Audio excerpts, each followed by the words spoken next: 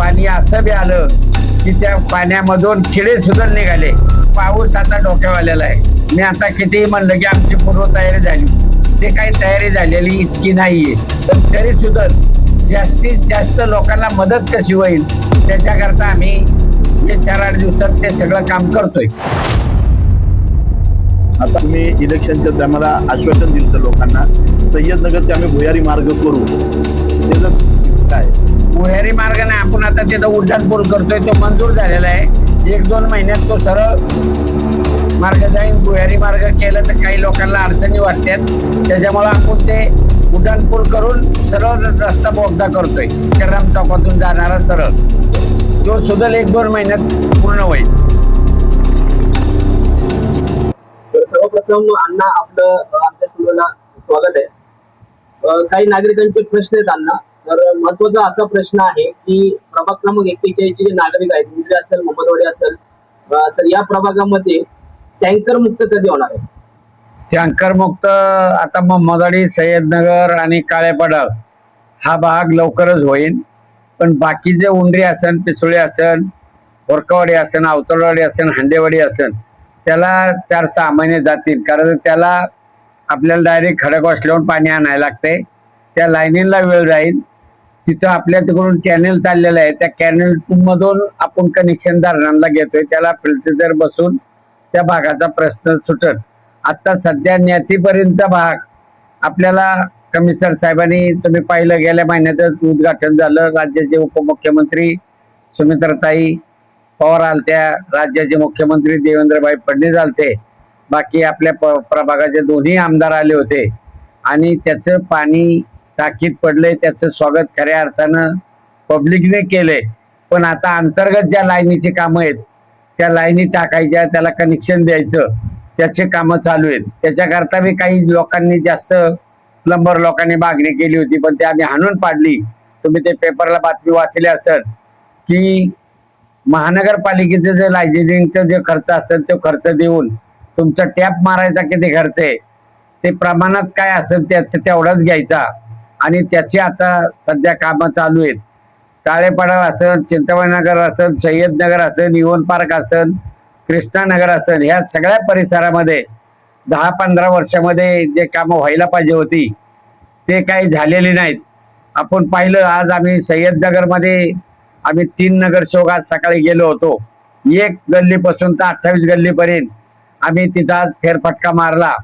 तिथं ड्रेनेजचं पाणी पाण्याच्या लाईनला जाते, ते पाणी लोकांना पिण्याची वेळ येते.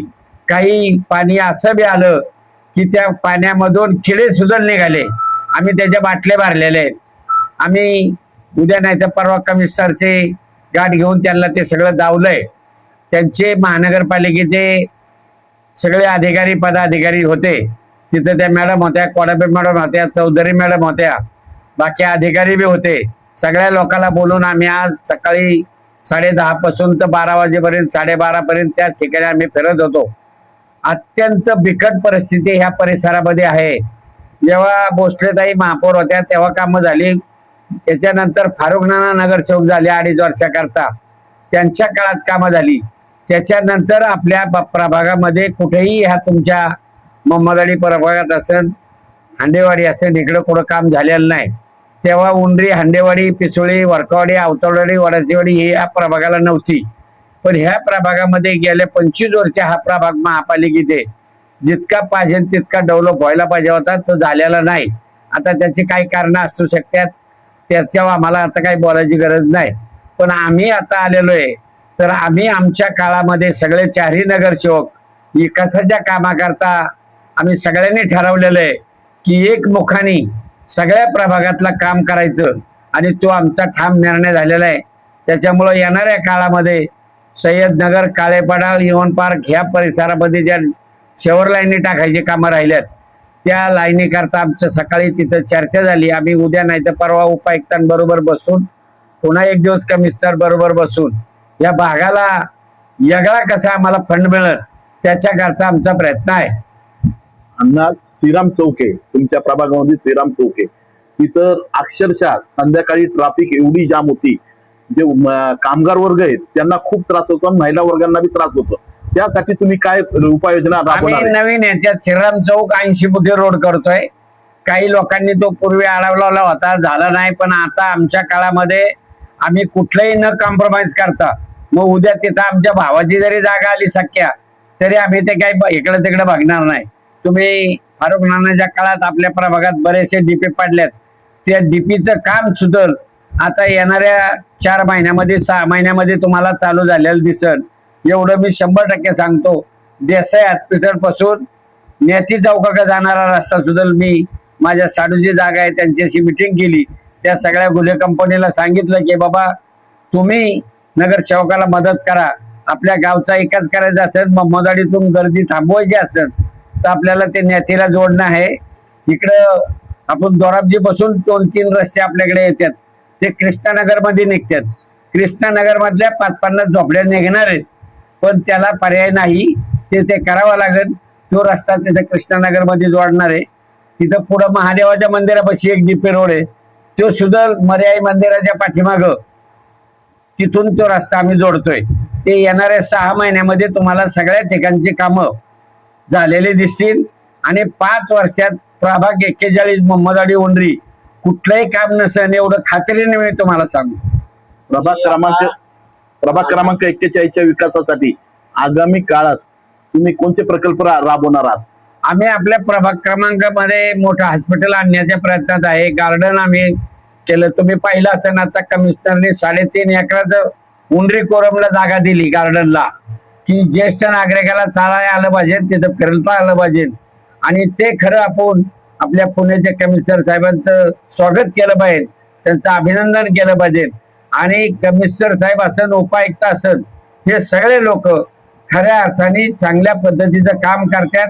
मला असं वाटतं, मी बऱ्याच दिवस मी स्वतः नोकरी महापालिकेत केलेली, पण अशी माणसं पहिल्यांदाच अशी आल्यात की त्यांना आज जर सांगितलं की बाबा उद्या आमच्या वार्डामध्ये तुम्ही चक्कर मारा, तर ते लगेचच तयार होतात. ते कुठलेही याड घेत नाही. आणि प्रभाग उंडरी मोहम्मदवाडी करता किंवा नवीन गावाकरता समाविष्ट गावाला आम्ही स्पेशल निधी मागितलाय. त्याच्या सह्या कालच आमच्या झाल्यात. ते उद्यापर्यंत मुख्यमंत्र्याकडे जाईल. मुख्यमंत्री त्याला मान्यता देऊन एक्स्ट्रा पैसे कसे मिळतील त्याची आम्ही काळजी घेतली. आपल्या प्रभागामध्ये आपल्या प्राचीताई आल्हाट यांना स्टँडिंग मध्ये सभासद मिळालेले आहे. त्यांच्या माध्यमातून सुद्धा त्यांना आम्ही सांगितलं स्टँडिंग कमिटीमध्ये हे तुम्ही सगळे प्रश्न मांडा. आणि त्यामुळे ते सुद्धा तेवढ्याच तातडीने तिथं प्रश्न मांडतात. आणि त्याच्यामुळेच खरं आजची आमची हिजट झाली.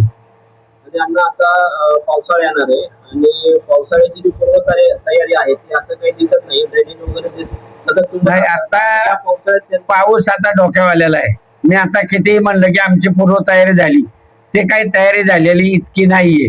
पण तरी सुद्धा जास्तीत जास्त लोकांना मदत कशी होईल त्याच्याकरता आम्ही हे 4-8 दिवसात ते सगळं काम करतोय.